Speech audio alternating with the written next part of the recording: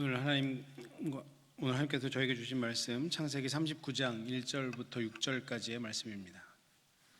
창세기 39장 1절부터 6절까지 말씀 제가 봉독해 드리도록 하겠습니다.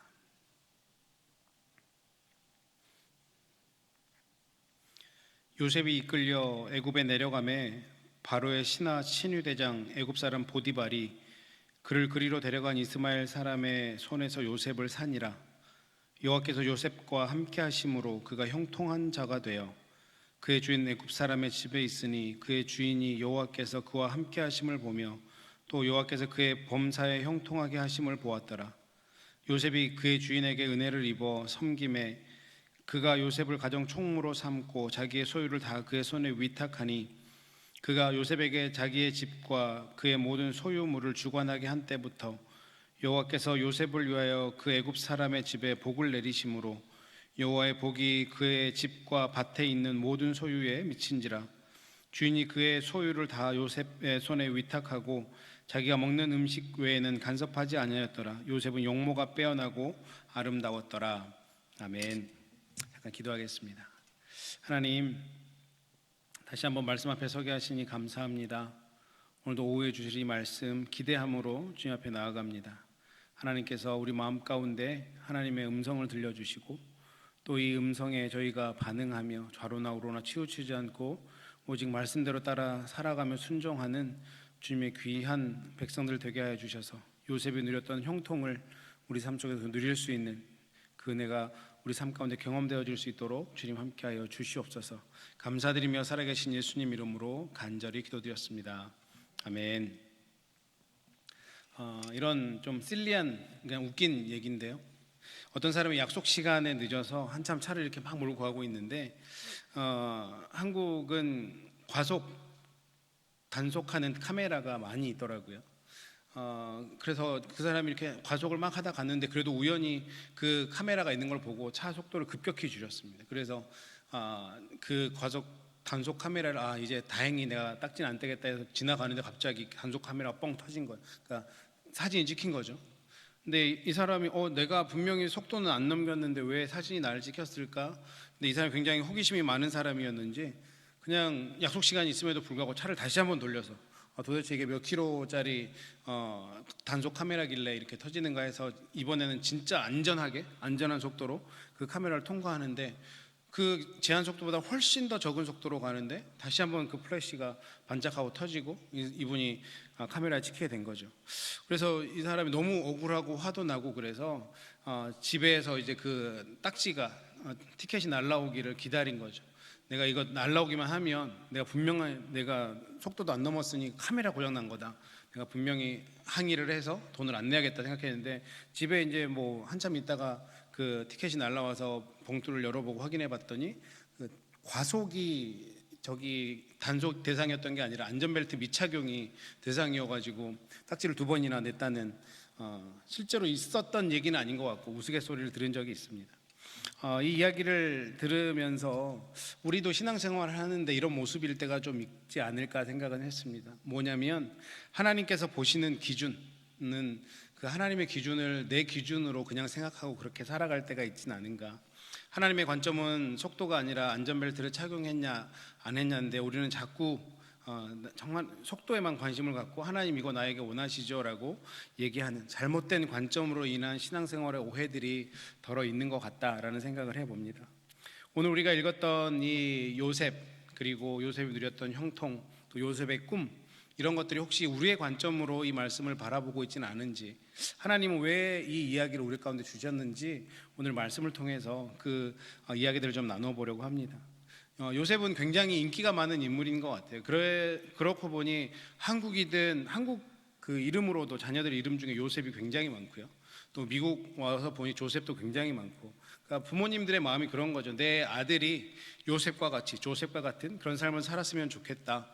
그런 요셉과 같은 꿈을 꾸는 사람, 비전의 사람, 하나님께 쓰임받는 사람이 됐으면 좋겠다. 아마 이 마음이 그 부모님들 마음에 있어서 자기의 사랑하는 아들의 이름을 요셉이라고 짓지 않겠습니까? 근데 성경을 제가 계속 묵상하고 또 이제 신학교도 다니고 목사로서 이제 성경을 묵상하다 보니 과연 요셉이 이렇게 형통한 인생이 될 수 있었던 이유가 과연 그가 꿈을 꾸는 사람이었기 때문이었을까라는 질문이 들기 시작했습니다.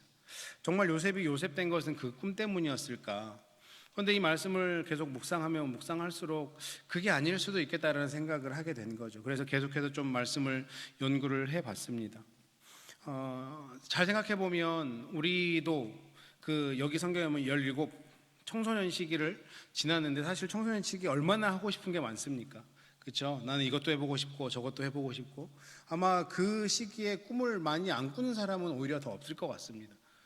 그런데 요셉과 관련된 성경 구절들을 보면 요셉을 설명할 때 가장 많이 사용되는 단어가 사실은 꿈이라는 단어보다는 오늘 본문에서 우리가 읽었지만 형통이라는 단어를 더 많이 쓰고 있다는 사실을 발견할 수 있습니다. 오늘 본문 2절과 3절을 다시 한번 보시면요, 여호와께서 요셉과 함께 하심으로 그가 형통한 자가 되어 그의 주인 애굽 사람의 집에 있으니 그의 주인 여호와께서 그와 함께 하심을 보며 또 여호와께서 그의 범사에 형통케 하심을 보았더라. 형통이라는 단어가 계속 나오고 있죠. 오늘 우리가 읽진 않았지만 39장 23절에서도 이렇게 말씀합니다. 간수장은 그의 손에 맡긴 것을 무엇이든지 살펴보지 아니하였으니 이는 여호와께서 요셉과 함께 하심이라 여호와께서 그를 범사에 형통케 하셨더라, 이렇게 말씀합니다.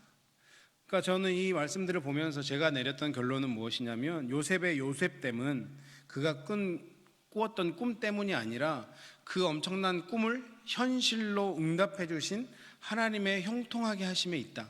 그래서 요셉이 그렇게 훌륭한 인물, 우리가 정말 본받고 싶을 만한 인물이 되었다라는 사실입니다. 아무리 우리가 엄청난 꿈을 꿔도 그 꿈을 형통함으로 이루어 주시지 않으면 그 꿈은 세상 말로 개꿈이 되는 거고요, 형통을 허락하시면 그 꿈이 비로소 축복이 되는다는 사실을 오늘 말씀을 통해서 우리는 알 수 있는 겁니다. 그래서 우리는 하나님께 내 자녀가 아니면 내가 요셉처럼 꿈꾸는 자가 되게 해주십시오라고 기도하는 것보다는 요셉이 누렸던, 요셉에게 허락하셨던 그 하나님의 형통의 복을 나에게도 허락해 주십시오, 내 자녀에게도 허락해 주십시오, 이렇게 기도하는 것이 더 올바른 기도가 될 수 있다라고 하는 것이죠. 그러면 문제는 이겁니다. 요셉이 누렸던 이 형통의 복을 받기 위해서는 우리가 무엇을 해야 될까? 요셉은 어떻게 이 형통의 복을 받을 수 있었을까를 알아야 되는데, 그렇다고 한다면 우리는 이 형통이라는 개념부터, 이 형통이라는 정의부터 제대로 내릴 수 있어야 됩니다.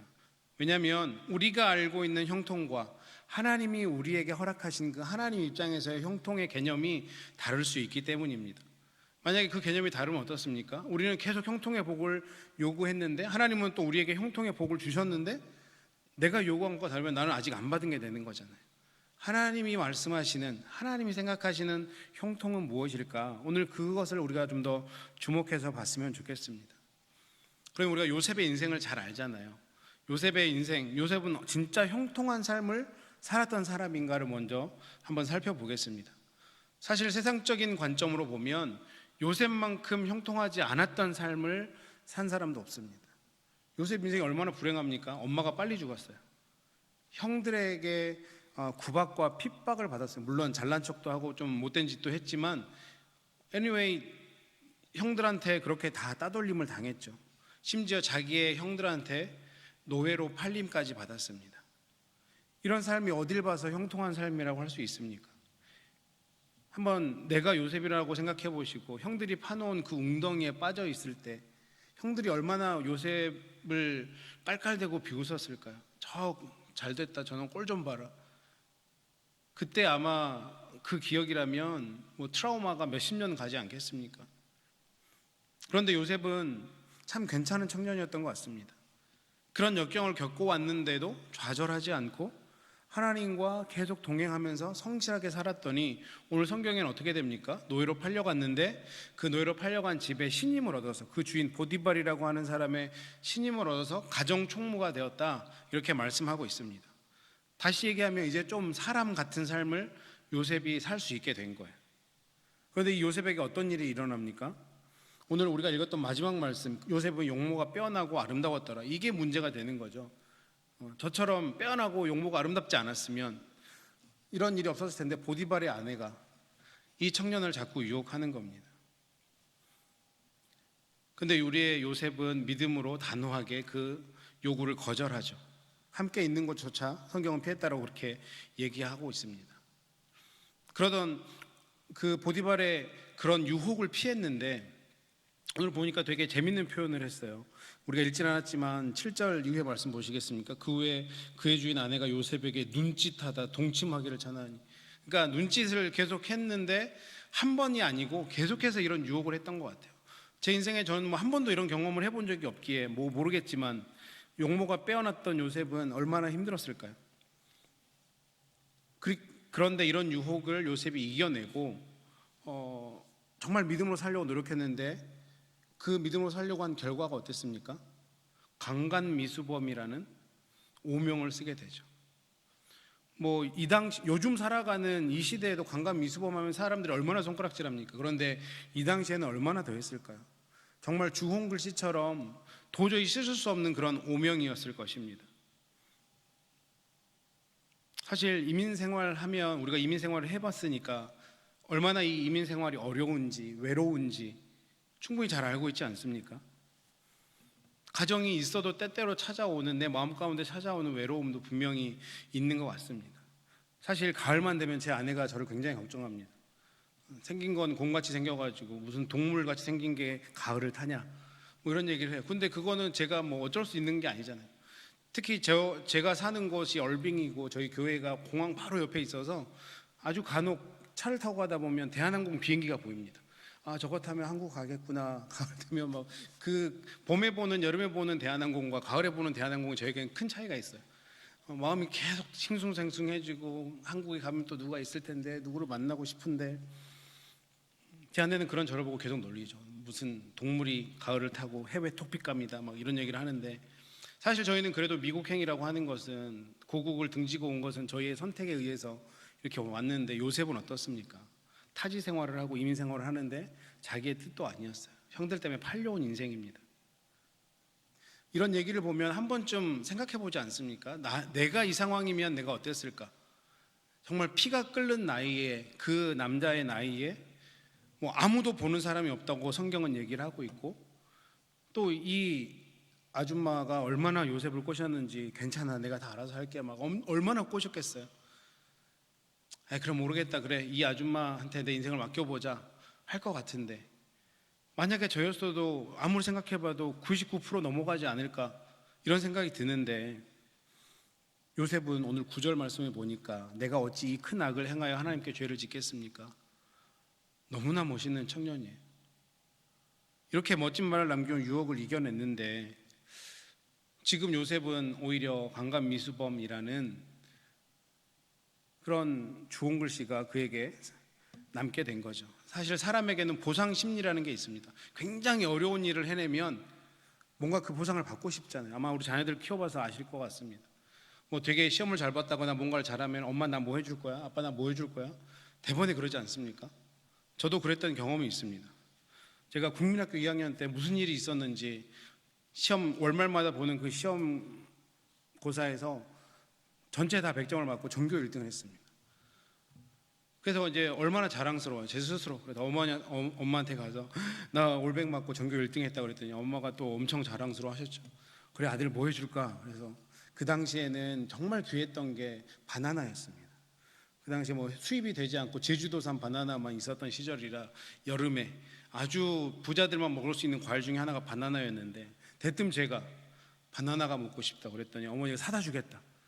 근데 지금 생각해보면 제가 시험 봤던 때가 9월 아니면 10월이었던 것 같아요. 그러니까 이미 바나나는 한여름에만 나오는 과일이라서 없었겠죠. 어머니가 시장을 갔다 왔는데 제 머릿속에는 그 국민학교 2학년짜리 머릿속에는 노란색 바나나가 들려있어서 나도 그렇게 먹고 싶던 바나나를 먹을 수 있겠구나 생각했는데 어머니가 검은 봉지를 들고 오셨는데 꺼냈는데 바나나가 아니고 키위였어요. 그러니까 그 당시 키위가 귀했나 봐요. 저는 모르겠지만 근데 제 그 어린 저의 마음에는 바나나가 아니고 키위인 게 이 보상 심리가 완전히 무너진 거죠. 그래서 저는 그 뒤로 단 한 번도 시험에서 전체 1등을 한다거나 올백을 맞아본 적은 한 번도 없습니다. 보상 심리가 무너졌기 때문에. 요셉이 정말 보통의 남자라면 도저히 이겨내기 힘든 그 유혹을 이겨냈습니다. 놀라운 일을 했죠. 요셉도 아마 한 번쯤은 요구하고 싶었을 것 같아요. 하나님 저 장하지 않습니까? 내가 하나님 때문에 이 어려운 유혹을 이겨냈습니다. 아마 웬만하면 이 시대 장한 청년상, 순결상 이런 걸 하나님이 딱 멋있게 주면 좋겠는데, 앞에서 말씀드린 것처럼 요셉이 받아든 그 놀라운 유혹을 이겨냈는데 요셉에게 받아들여진 것은 강간미수범 이라는 좋은 글씨였던 거죠. 이런 인생이 어딜 봐서 형통한 삶이라고 할 수 있을까요? 엄마 일찍 돌아가셨죠. 형들한테 팔림받았죠. 노예 생활했죠. 믿음으로 살아보려고 열심히 정말 어려운 유혹을 이겨냈는데 그에게 남은 것은 오명, 누명, 강간미수범이라는 죄명. 그런데 성경은 이런 인생을 형통한 인생이다, 형통했다라고 기록하고 있습니다. 여기서 우리는 이제 정직하게 고백해야 됩니다. 우리가 원하는 형통과 하나님이 원하시는 그 형통의 개념이 다를 수 있다. 괴리가 있다. 오늘 이 말씀을 통해서 하나님이 우리에게 원하시는 그 믿는 사람들에게, 하나님이 사랑하는 사람들에게 주시고자 하는 형통이 무엇인지 함께 살펴봤으면 좋겠습니다. 첫 번째로 하나님이 원하시는 형통은 하나님의 함께 하심을 경험하는 삶입니다. 그것이 형통이에요. 하나님과 동행하는 것, 그것이 형통이라고 오늘 본문에서 말씀하고 있습니다. 오늘 본문 말씀을 천천히 보시면 이 형통을 설명하는 표현 앞에 또 후에 어떤 표현이 나오냐면, 한번 보시죠. 39장 2절과 3절을 다시 한번 봅니다. 여호와께서 요셉과 함께 하심으로 그가 형통한 자가 돼요. 형통 앞에 뭐가 있습니까? 하나님이 요셉과 함께 하심으로. 또 그 뒤로 넘어가 볼까요? 그가 형통한 자가 되어 그의 주인 애굽 사람의 집에 있으니 그의 주인이 여호와께서 그와 함께 하심을 보며 또 여호와께서 그의 범사에 형통하게 하심을 보았더라. 이 형통과 함께 하심이 계속 같이 나오고 있습니다. 우리는 이것을 주목해서 볼 필요가 있는 것이죠. 그 주인이 여호와께서 그와 함께 하심을 보았다. 우리에게 형통의 개념은 일반적으로 생각하면 어떻습니까? 그냥 하나님이 함께 하시든 하나님이 함께 하시지 않든 내가 좋은 직장이 있고 좋은 비즈니스가 있고 매년 뭐 6피겨 이상 되는 연봉이 나에게 주어지고 그런 수익이 나에게 주어지고 자녀들이 좋은 대학 가고 또 자녀들이 좋은 직장을 갖고 화장실이 4개 5개 있는 집을 살고 사람들이 한번 지나갈 때마다 쳐다볼 만한 그런 차를 타고, 이것이 우리가 생각하는 은연중에 생각하고 있는 형통은 아닙니까? 그런데 성경은 우리 사람들에게, 믿는 사람들에게 형통의 첫 번째 개념이 하나님이 함께 하시냐 함께 하시지 않냐, 이게 문제라고 우리에게 말씀하고 있는 것이죠. 혹시 내가 바라는 형통, 잘못된 그런 가치관, 잘못된 개념, 이런 것들이 우리 안에 자리 잡고 있기 때문에 이게 목회자든 성도님들이든 오늘날 우리 교회가 앞에서 얘기했던 것처럼 본질을 자꾸 잃어가고 있는, 우리 교회가 정말 하나님을 뜨겁게 예배하는 게 자랑인지, 우리 교회에서 뭐 하버드를 가고 예일을 가고 이런 애들이 막 1년에 수십 명씩 나오는 게 우리 교회 더 큰 자랑인지, 하나님께서는 오늘 요셉을 통해서 우리에게 분명하게 말씀해 주시는 게 억울하게 누명 쓰고 감옥에 가더라도 하나님과 함께 하시면 그것은 형통한 삶이다 라고 분명하게 말씀하고 있다는 것이죠. 사실 성경 어디에 사업에 성공하는 것이 형통이라고 얘기하고 있습니까? 우리가 오늘 이런 사이비 형통, 세상이 말하는 형통에 너무 우리가 빠져있지는 않은지, 교회도 어떻습니까? 이렇게 모으나 저렇게 모으나 그냥 사람만 많이 모이면 그게 형통한 교회일까요? 요즘 저도 교회에서 계속 마음이 아픈 것 중에 하나가, 사실은 교회 새로운 분들이 오면 정말 그냥 안 믿다가 믿는 분의 비율과 그냥 다른 교회 다니다가 다른 지역에서 와서 그냥 이 교회를 다닌다고 하는 비율이 너무나 차이 납니다. 정말 심각하게 보면 뭐 1대 99, 뭐 2대 98 이 정도 되는 것 같아요. 정말 우리가 복음의 열정으로 그렇게 교회 부흥을 하고 있는 건지, 우리의 목표가 정말 죽어가는 영혼을 살리는 건지, 내 교회에 앉아있는 머리 숫자를 늘리는 건지, 우리는 어떤 형통을 지금 쫓고 있습니까? 더군다나 예수 믿는 사람들이 더 한다라는 세상 사람들, 그런 얘기 혹시 들어보셨나요? 있는 놈이 더하고 믿는 놈이 더하더라. 있는 놈들도 더한데 믿는 놈들은 더한대요. 너무 마음 아픈 얘기 아닙니까? 믿는 사람들이 예수 이름 팔아서 비즈니스 하려고 그러고, 내가 어떻게든 성공해 보려고 하고. 우리는 형통의 개념을 바꿔야 됩니다. 하나님의 기준으로요. 돈 많이 버는 것이, 좋은 대학 가는 것이, 대골과 같은 집에 사는 것이 형통이 아니라, 내가 하나님과 함께하면, 내가 그분과 동행하면 이것이 형통이다. 우리의 믿음의 선배들이 즐겨 부르던 찬양, 저도 그 찬양을 너무 좋아합니다. 정말 가난하고 배고픈 상황 속에서도 눈물로 부르던 찬양 있지 않습니까? 높은 산이 거친 들이, 초막이나 궁궐이나 내 주 예수 모신 곳이 그 어디나 하늘나라. 하늘나라가 어디라고요? 초막이어도 되고 궁궐이어도 되고요, 높은 산이어도 거친 들이어도 주님만 있으면 거기가 하늘나라라고 이야기하고 있습니다.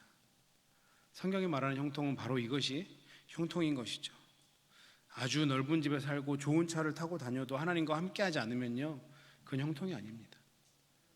그냥 그저 그런 집에 그저 그런 차를 타고 다니더라도 하나님이 함께 하시면, 주님과 동행하면 그게 형통이다라고 오늘 요셉을 통해서 우리에게 분명히 말씀하고 있는 것이죠. 우리는 형통한 사람입니까? 내가 하나님이 원하시는 형통을 추구하고 있습니까? 저는 적어도 이렇게 황금 같은 이제 쉴 수 있는 시간에 쉬는 걸 택하지 않고 밥 먹고 정말 노곤노곤한데, 제가 그렇게 설교를 잘하는 목사도 아닌데 이 자리에 앉아있는 성도님들은 하나님과 동행하는 것이 정말 큰 복인 것을 알고 이 자리에 앉아있는 분이라고 저는 생각합니다. 이번 한 주간 정말 하나님과 동행하는 복을, 그 형통을 마음껏 누리셨으면 좋겠습니다.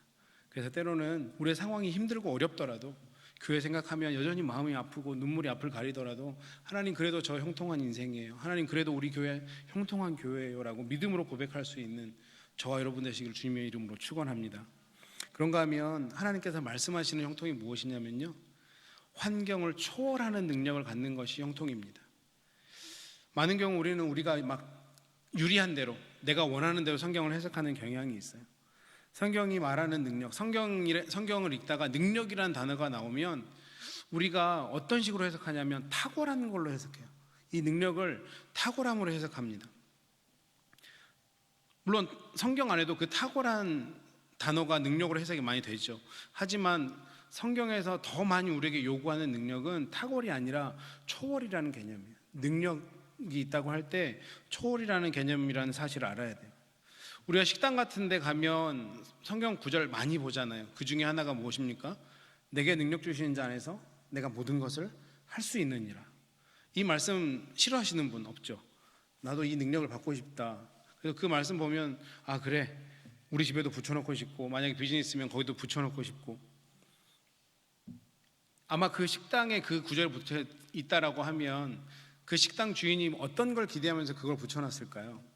아마 이 말씀, 그 능력이 탁월함으로 생각하고, 그래 내가 하나님이 능력을 주시면 이 능력으로 내 비즈니스가 정말 잘 되게 해야지. 그런데 사실은 이 말씀을요 13절만 보면 안 되고 11절부터 봐야 됩니다. 빌립보서 4장 11절부터 제가 읽어드리면, 내가 궁핍함으로 말하는 것이 아니라 어떠한 형편에든지 나는 자족하기를 배웠노니, 나는 비천에 처할 줄도 알고 풍부에 처할 줄도 알아 모든 일 곧 배부름과 배고픔과 풍부와 궁핍에도 처할 줄 아는 일체의 비결을 배웠노라. 그렇기 때문에 내게 능력 주신 자 안에서 내가 모든 것을 할 수 있느니라. 이렇게 말하는 거죠.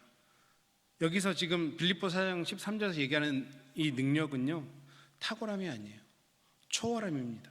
배고픔도 배부름도 풍부와 궁핍에도 처할 줄 아는 일체의 비결, 모든 상황을, 모든 환경을 초월할 수 있는 능력을 내가 배웠다, 이것을 지금 얘기하고 있는 것이죠.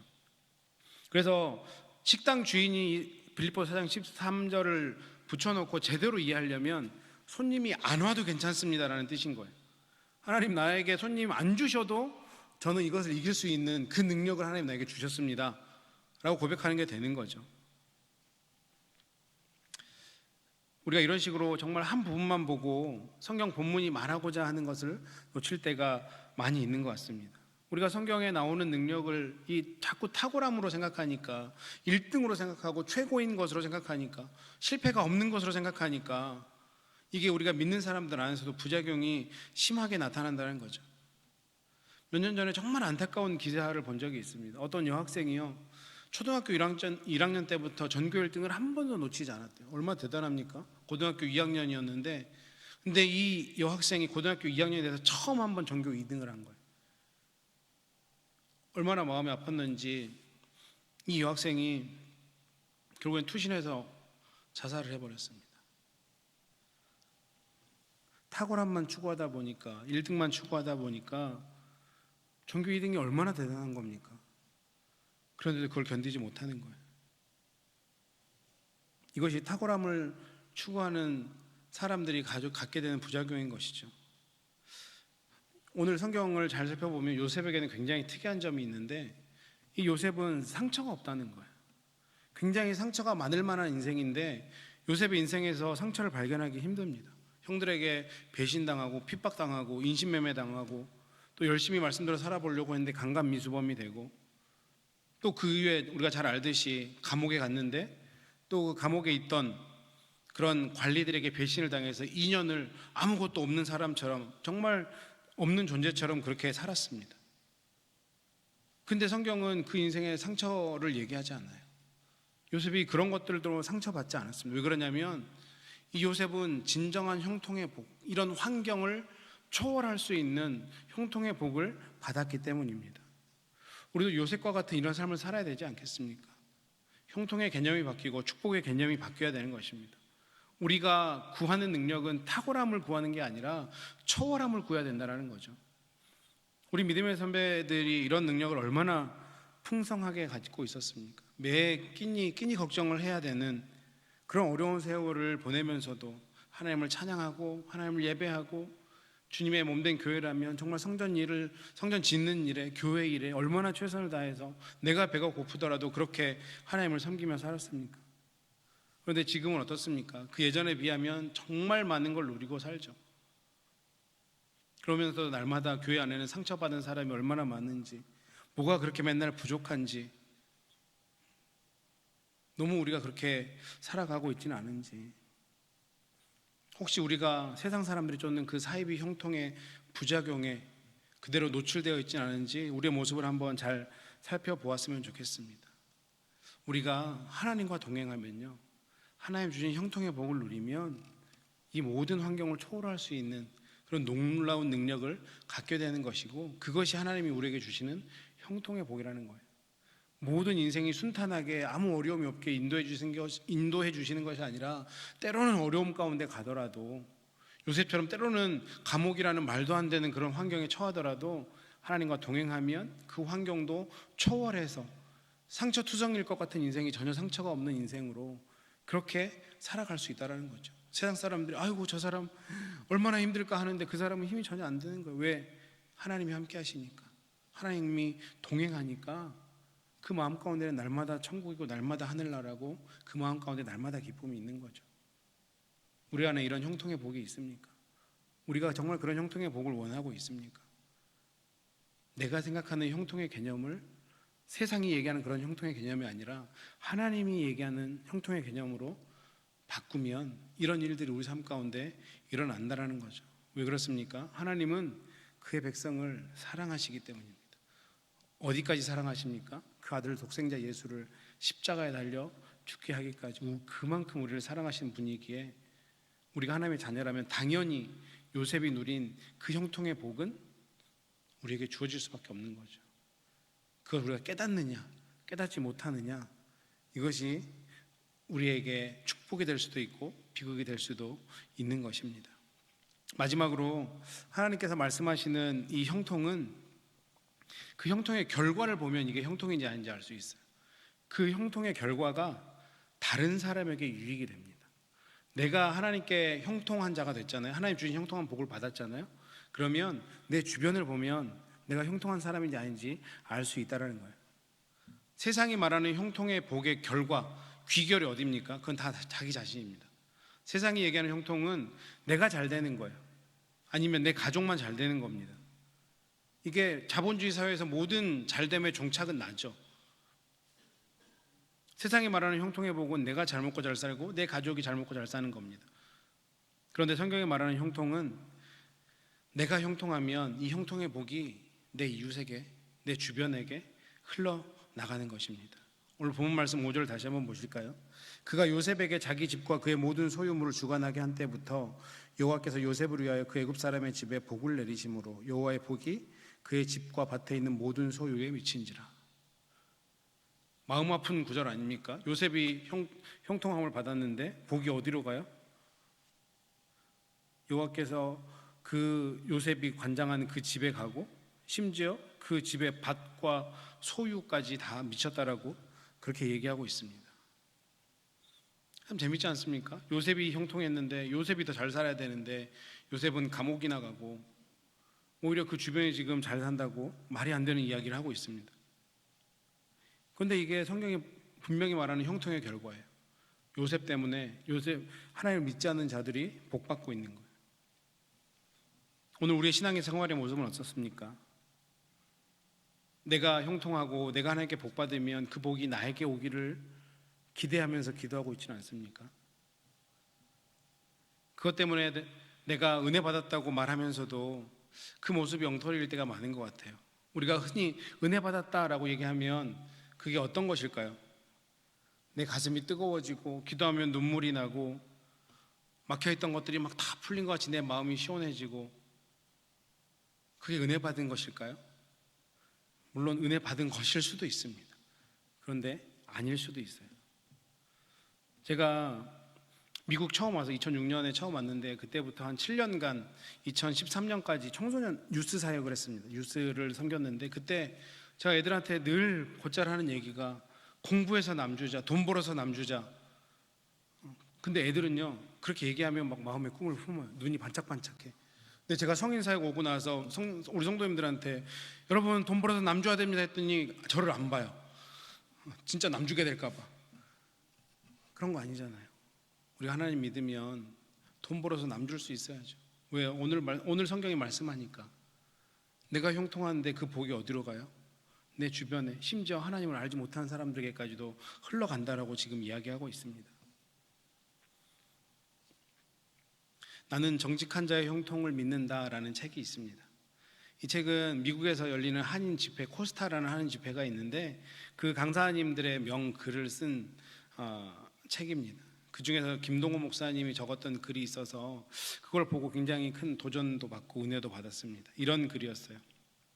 하루는 그 김동호 목사님께서 목회를 하던 때에 자기 교우 중에 한 명이 설렁탕 파는 가게를 하던 교우가 있었다고 합니다. 그리고 그 교회에 이제 신방을 갔는데 그 교우가 이 목사님께 이렇게 얘기를 했대요. 목사님, 제가 비록 설렁탕 파는 사람이지만 예수님께 대하는 마음으로 그렇게 설렁탕 한 그릇 팔고 있습니다.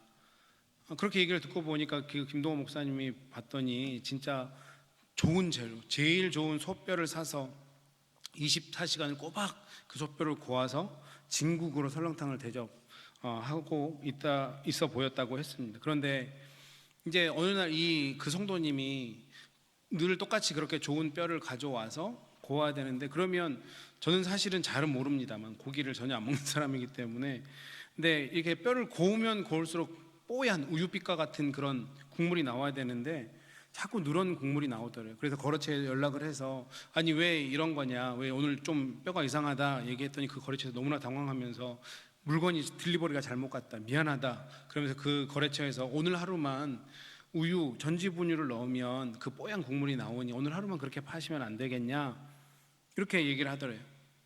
그래서 그 예수를 잘 믿는 성도가 어떻게 했겠습니까? 그날 하루 그냥 가게 문을 닫고 오늘은 재료가 좋지 않아서 영업을 할 수 없습니다. 그 성도님이 그렇게 했다라는 거예요. 이 글을 읽는데 제 마음에도 참 큰 감동도 있었고 반성도 있었습니다. 내가 이 설렁탕 한 그릇 파는 이 성도님처럼 목회를 하고 있는가? 제일 좋은 재료로 제일 좋은 말씀을 준비하고 그 제일 좋은 말씀으로 성도들이 대접하기 위해서 그렇게 내가 최선을 다하고 있는가? 이 성도님이 예수님 섬기는 마음으로 아무도 모르는 그 사람 한 명 한 명을 섬긴다고 하는데 나는 그런 마음으로 우리 성도님들을 섬기고 있는가?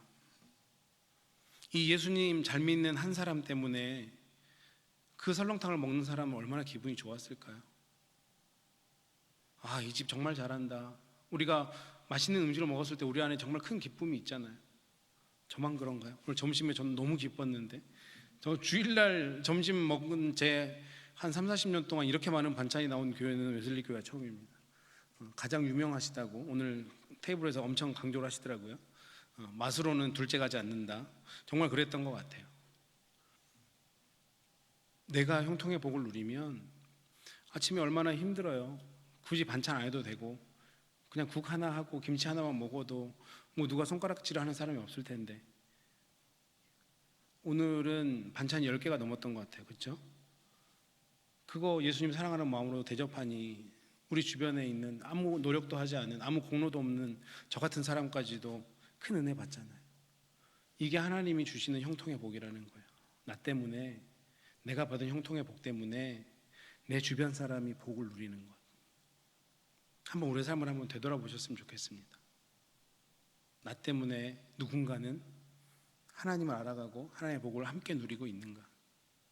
내 직장 동료가 나 때문에 형통의 복을 누리고 있는가? 내 비즈니스 파트너가 나 때문에 형통의 복을 누리고 있는가? 내 남편이, 내 아내가 나 때문에 형통의 복을 누리고 있는가? 하나님께서 말씀하신 형통은 내 주변이 모두 형통하게 되는 겁니다. 그럼 우리 마음이 어떨까요? 이 사람들은 나 때문에 복 받고 나는 복 안 받은 것 같으니 억울할까요? 아닐 겁니다. 나 같은 사람 때문에 이런 복을 함께 누리는구나. 더 기쁨과 더 큰 감사와 더 큰 평안이 있을 것입니다. 이제 말씀을 맺겠습니다. 하나님 기준에서 형통의 복은 우리가 생각하는 형통의 복의 개념과 다름을 성경은 오늘 우리에게 말씀하고 있습니다. 형통이 뭐라고요? 첫 번째, 하나님과 함께하는 것, 하나님과 동행하는 것이 형통입니다. 두 번째, 우리가 어려운 상황에 빠지더라도, 그러니까 내가 형통하면 무조건 좋은 환경만 내 앞에 쫙, 뭐 흔히 얘기하는 꽃길만 열리는 게 형통이 아니라 때로는 진흙길, 때로는 자갈밭길을 가도 그것을 초월할 수 있는 능력, 그 능력을 받는 것이 형통이다. 마지막으로 형통이라고 하는 것은 정말 내가 다른 사람, 나 때문에 다른 사람이 유익하게 되는 것이 형통이다. 이런 형통한 삶을 한번 살아보고 싶지 않습니까? 그러면 우리도 요셉처럼 그렇게 우리 믿음의 후손들에게 나도 저렇게 한번 살아보고 싶다, 영향력을 줄 수 있는 그런 삶이 될 것입니다. 이번 한 주 사시면서 또 우리 평생에 이런 형통함을 추구하고 이런 형통한 삶을 살기 위해 노력하시는 저와 여러분 되시기를 주님의 이름으로 축원합니다. 기도하겠습니다. 하나님